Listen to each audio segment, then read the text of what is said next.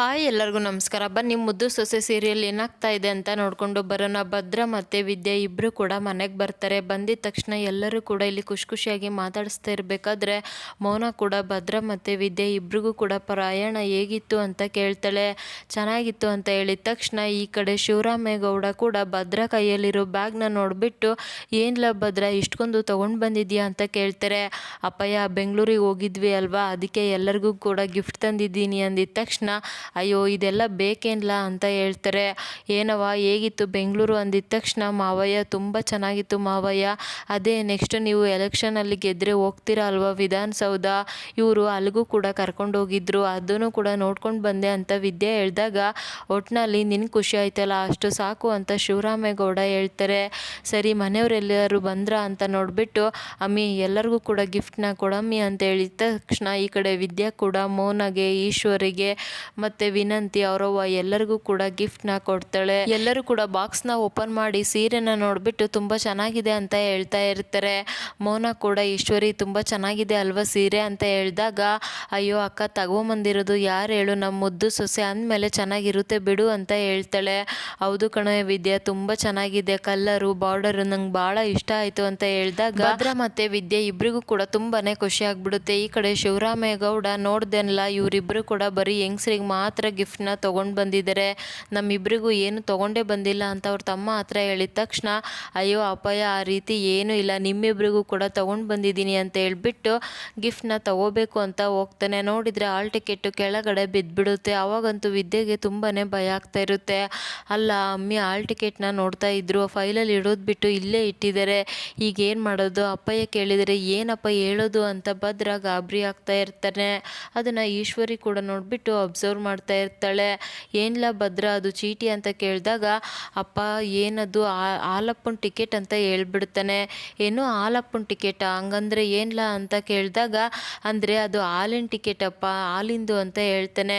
ಹೌದಾ ಕೊಡಿ ಇಲ್ಲಿ ಸ್ವಲ್ಪ ಲೆಕ್ಕ ನೋಡ್ತೀನಿ ಅಂತ ಹೇಳಿದಾಗ ಈ ಕಡೆ ಭದ್ರಾಗಂತೂ ಏನು ಮಾಡಬೇಕು ಅಂತಲೇ ಗೊತ್ತಾಗ್ತಾ ಇರೋದಿಲ್ಲ. ಅಯ್ಯೋ ಅಪ್ಪ ಅದು ತಿಂಗಳದಪ್ಪ, ಅದನ್ನು ಹಾಗೆ ಇಟ್ಕೊಂಡಿದ್ದೀನಿ ಅಂತ ಹೇಳಿದಾಗ ಅಂದಮೇಲೆ ಅದನ್ನು ಬಿಸಾಕಬೇಕು ತಾನೆ, ಯಾಕ್ಲ ಇಟ್ಕೊಂಡಿದ್ಯಾ ಅಂತ ಕೇಳ್ತಾರೆ.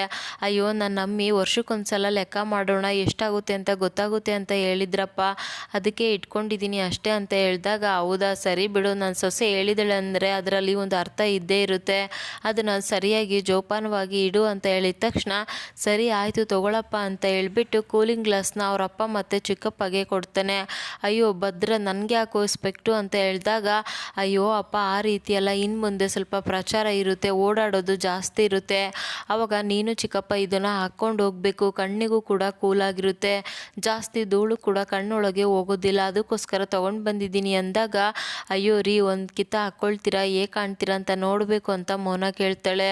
ಅಯ್ಯೋ ಹಾಕ್ಕೊತೀನಿ ಮೌನ, ಇಲ್ಲ ಅಂದರೆ ನೀವು ಬಿಡಬೇಕಲ್ಲ ಅಂತ ಹೇಳ್ಬಿಟ್ಟು ಶಿವರಾಮೇಗೌಡ ಮತ್ತು ಅವ್ರ ತಮ್ಮ ಇಬ್ಬರು ಕೂಡ ಹಾಕ್ಕೊಂಡು ತುಂಬಾ ಖುಷಿ ಪಡ್ತಾ ಇರ್ತಾರೆ.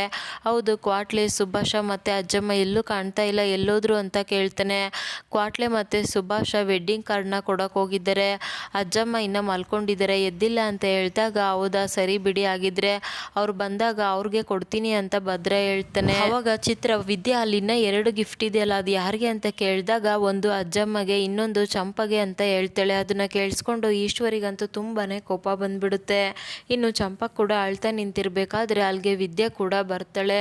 ಚಂಪಾ ಏನಾಯಿತು ಚಂಪಾ, ಯಾಕೆ ಅಳ್ತಾ ಇದೆಯಾ ಅಂತ ಕೇಳಿದಾಗ ಅಯ್ಯೋ ನಮ್ಮಂಥ ಬಡವರಿಗೆ ಅಳೋದಕ್ಕೆ ಏನಕ್ಕ ಇರುತ್ತೆ, ನಮ್ಮ ಅವ್ವ ನೆನಪಾದ್ರು ಅದಕ್ಕೆ ಅಳ್ತಾ ಇದ್ದೆ ಅಷ್ಟೇ ಅಂತ ಹೇಳಿದಾಗ ನೋಡು ಚಂಪಾ ನನ್ನಿದ್ದ ನಿಮ್ಮ ಅವ್ವನಂತೂ ತಗೊಂಬರೋದಕ್ಕೆ ಆಗೋದಿಲ್ಲ, ಬಟ್ ಅವ್ರ ಥರ ನಾನು ಪ್ರೀತಿನ ಕೊಡ್ಬೋದು, ನೀನು ಅದಕ್ಕೆಲ್ಲ ತಲೆ ಕೆಡಿಸ್ಕೋಬೇಡ ಅಂತ ವಿದ್ಯೆ ಹೇಳ್ತಾಳೆ. ಏನೇ ಹೇಳು ವಿದ್ಯಕ್ಕ, ನಾವು ಬಡವರಾಗಿ ಹುಟ್ಟಬಾರ್ದು ಅಲ್ವಾ ಅಂತ ಹೇಳಿದಾಗ ಆ ರೀತಿ ಯಾಕೆ ಅನ್ಕೊಳ್ತೀಯ ಚಂಪಾ ಅಂತ ಹೇಳ್ತಾಳೆ. ಆಗಲ್ಲಕ್ಕ, ನಮ್ಮಂಥವ್ರು ಆಸೆ ಇಟ್ಕೋಬಾರ್ದು, ಕನಸು ಕಾಣಬಾರ್ದು, ನಮ್ಮಂಥ ಬಡವರಿಗೆ ಇನ್ನೇನಕ್ಕ ಇರುತ್ತೆ ಜೀವನದಲ್ಲಿ ಅಂತ ಹೇಳಿದಾಗ ನಾನು ಕೂಡ ಬಡವ್ರ ಮನೆಯಲ್ಲೇ ಹುಟ್ಟಿರೋದು ಚಂಪಾ, ನನಗೂ ಕೂಡ ಆಸೆ ಕನಸು ಎಲ್ಲದೂ ಕೂಡ ಇತ್ತು, ಮದುವೆ ಆಗಿದ ತಕ್ಷಣ ಅದೆಲ್ಲದೂ ಕೂಡ ಸತ್ತೋಯ್ತು ಅಂತ ಅಂದ್ಕೊಂಡಿದ್ದೆ, ಆದರೆ ಆ ದೇವರು ನನ್ನ ಗೌಡ್ರ ಮುಖಾಂತರ ನನ್ನ ಆಸೆ ಕನಸು ಎಲ್ಲದನ್ನೂ ಕೂಡ ಈಡೇರಿಸ್ತಾ ಇದ್ದಾರೆ, ನಾವು ಆ ರೀತಿ ಅನ್ಕೋಬಾರ್ದು ಅಂತ ಹೇಳಿದಾಗ ಏನೇ ಹೇಳಕ್ಕ, ಪ್ರೀತಿ ಮಾಡುವಾಗ ಈ ಆಸ್ತಿ ಅಂತಸ್ತು ಎಲ್ಲದೂ ಕೂಡ ನಡುವೆ ಬರುತ್ತೆ ಅಲ್ವಾ ಅಂತ ಹೇಳ್ತಾಳೆ. ಅಲ್ಲ ಚಂಪಾ ಸಡನ್ನಾಗಿ ಯಾಕೆ ಪ್ರೀತಿ ಬಗ್ಗೆ ಮಾತಾಡ್ತಾ ಇದೆಯಾ ಅಂದಾಗ ಏನಿಲ್ಲ ಅಕ್ಕ, ಅದೇ ನನ್ನ ಫ್ರೆಂಡ್ ಬಗ್ಗೆ ಹೇಳ್ತಾ ಇದ್ದೆ ಅಲ್ವಾ, ಇವಾಗ ಅವಳು ಬಡವಿ ಅಂತ ಹೇಳ್ಬಿಟ್ಟು ಆ ಹುಡುಗನ ಅಪ್ಪನ ಕಡೆಯವರು ಅವಳನ್ನ ಒಪ್ಕೊಳ್ತಾ ಇಲ್ಲ ಅಂತ ಹೇಳ್ತಾಳೆ. ನೀನು ಬಿಡಕ್ಕ, ನಮ್ಮ ಭದ್ರಣ್ಣ ಮನೆಯವರೆಲ್ಲರನ್ನೂ ಕೂಡ ಒಪ್ಪಿಸಿ ನಿನ್ನನ್ನು ಪ್ರೀತಿ ಮಾಡಿ ಮದುವೆ ಆಗಿದ್ದಾರೆ. ಎಲ್ಲರೂ ಕೂಡ ಅದೇ ರೀತಿ ಇರೋದಿಲ್ಲ ತಾನೆ, ಅದೇ ರೀತಿ ಒಪ್ಪಿಸಿ ಮದುವೆ ಆಗೋದಿಲ್ಲ ತಾನೆ ಅಂದಿದ ತಕ್ಷಣ ವಿದ್ಯೆಗೆ ಇಲ್ಲಿ ಚಂಪಾ ಮೇಲೆ ಡೌಟು ಶುರುವಾಗೇ ಬಿಡುತ್ತೆ. ಅಯ್ಯೋ ಆ ರೀತಿ ಎಲ್ಲ ಅನ್ಕೋಬೇಡ, ಮೊದಲು ಈ ಸೀರೆ ತಗೋ, ಇದು ನಿನಗೋಸ್ಕರ ತೊಗೊಂಡು ಬಂದಿದ್ದೀನಿ ಅಂದಾಗ ಅಯ್ಯೋ ಇದೆಲ್ಲ ಬೇಡ ಅಕ್ಕ, ನನಗೆ ನಿನ್ನ ಪ್ರೀತಿ ಸಾಕು ಅಂತ ಹೇಳ್ತಾಳೆ. ಚಂಪಾ ನಿನಗೋಸ್ಕರ ತೊಗೊಂಡು ಬಂದಿದ್ದೀನಿ, ಸುಮ್ಮನೆ ತಗೋ ಅಂತ ವಿದ್ಯೆ ಕೊಟ್ಬಿಡ್ತಾಳೆ. ಅದೇ ಟೈಮ್ಗೆ ಈ ಕಡೆ ಭದ್ರ ಕೂಡ ಕ್ವಾಟ್ಲೆನ ಎತ್ಕೊಂಡು ಸುತ್ತಿಸ್ತಾ ಇರ್ತಾನೆ.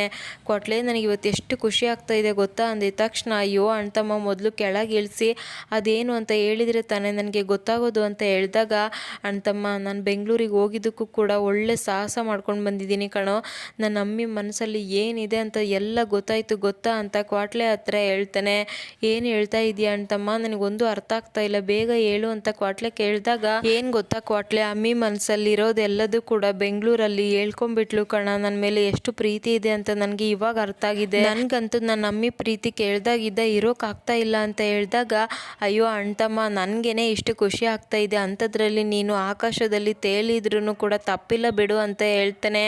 ಹೇಗಿದ್ರು ಅದಕ್ಕೆಮ್ಮ ತನ್ನ ಪ್ರೀತಿನ ಹೇಳ್ಕೊಂಡಿದ್ದಾರೆ, ಇವಾಗ ಅದೇ ಬುಲ ಎಲ್ಲ ರೆಡಿ ಮಾಡ್ಲಾ ಅಂತ ಹೇಳಿದಾಗ ಏನೋ ಮಾತಾಡ್ತಾ ಇದೆಯಾ, ಅವರು ಇವಾಗ ತಾನೇ ನನ್ನ ಹತ್ರ ಪ್ರೀತಿನ ಹೇಳ್ಕೊಂಡಿದ್ದಾರೆ, ಇವಾಗಲೇ ಹೋಗಿ ನನ್ನ ಆಸೆನ ಹೇಳ್ಕೊಂಡ್ರೆ ಏನು ಚೆನ್ನಾಗಿರುತ್ತೆ ಹೇಳು, ನಾನು ಇಷ್ಟು ದಿನ ಕಾದಿದ್ದಕ್ಕೂ ಕೂಡ ನನ್ನ ಪ್ರೀತಿನ ನಾನು ಪಡ್ಕೊಂಡಿದ್ದೀನಿ, ಅದಕ್ಕೂ ಕೂಡ ಕಾಯ್ತೀನಿ ಕಂಡ್ಲ, ಅವರೇ ಒಪ್ಪಿಗೆ ಕೊಟ್ಟರೆ ಮಾತ್ರ ಅದೆಲ್ಲ ಅಂತ ಭದ್ರ ಹೇಳ್ತಾನೆ.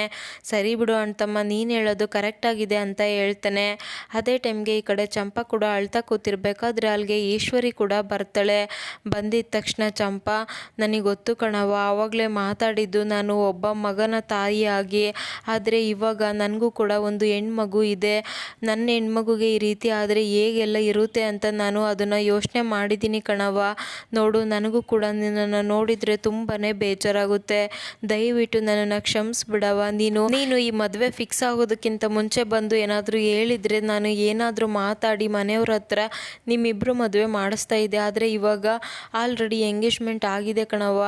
ಇವಾಗ ಏನಾದರೂ ಮನೆಯಲ್ಲಿ ಈ ಸತ್ಯ ಗೊತ್ತಾದರೆ ನಮ್ಮ ಭಾವನದು ಮರ್ಯಾದೆ ಎಲ್ಲ ಹೋಗ್ಬಿಡುತ್ತೆ. ಅಯ್ಯೋ ಶಿವರಾಮೇಗೌಡ ಮಾತು ಕೊಟ್ಬಿಟ್ಟು ಈ ರೀತಿ ಮಾಡಿದ್ದೇನೆ ಅಂತ ಎಲ್ಲರೂ ಕೂಡ ಆಡ್ಕೊಳ್ತಾರೆ ಅಂದಾಗ ಅಯ್ಯೋ ಇಲ್ಲ, ಯಾವಾಗಲೂ ಕೂಡ ದೊಡ್ಡಗೌಡರು ಚೆನ್ನಾಗಿರಬೇಕು, ಅವ್ರ ಮರ್ಯಾದೆ ಹಾಳಾಗಬಾರ್ದು ಅಂತ ಹೇಳ್ತಾಳೆ. ಅದಕ್ಕೆ ಕಣವ ಚಂಪಾ, ನೀನು ಈ ಮದುವೆಗೆ ತೊಂದರೆ ಕೊಡೋದಿಲ್ಲ ಅಂತ ನಾನು ನಿನ್ನ ಹತ್ರ ಸೆರಗೊಡ್ಡಿ ಕೇಳ್ತಾ ಇದ್ದೀನಿ, ನನಗೆ ಮಾತು ಕೊಡ್ತೀಯ ಅಂದಾಗ ಅಯ್ಯೋ ಅಮ್ಮವ್ರೆ, ನಾನು ಆಲ್ರೆಡಿ ನಿಮಗೆ ಮಾತು ಕೊಟ್ಟಿದ್ದೀನಿ ತಾನೇ, ಮತ್ತೆ ಹೇಳ್ತಾ ಇದ್ದೀನಿ, ಯಾವುದೇ ಕಾರಣಕ್ಕೂ ನನ್ನಿದ್ದಾಗಿ ಈ ಮದುವೆಗೆ ಏನು ತೊಂದರೆ ಆಗೋದಿಲ್ಲ ಅಂದಿದ ತಕ್ಷಣ ಈಶ್ವರಿ ಮತ್ತು ಚಿತ್ರಗಂತೂ ಫುಲ್ ಖುಷಿಯಾಗಿಬಿಡುತ್ತೆ. ಇನ್ನು ಈ ಕಡೆ ವಿದ್ಯೆ ಕೂಡ ಯೋಚನೆ ಮಾಡ್ತಾ ಇರಬೇಕಾದ್ರೆ ಅಲ್ಲಿಗೆ ಭದ್ರ ಕೂಡ ಬರ್ತಾನೆ.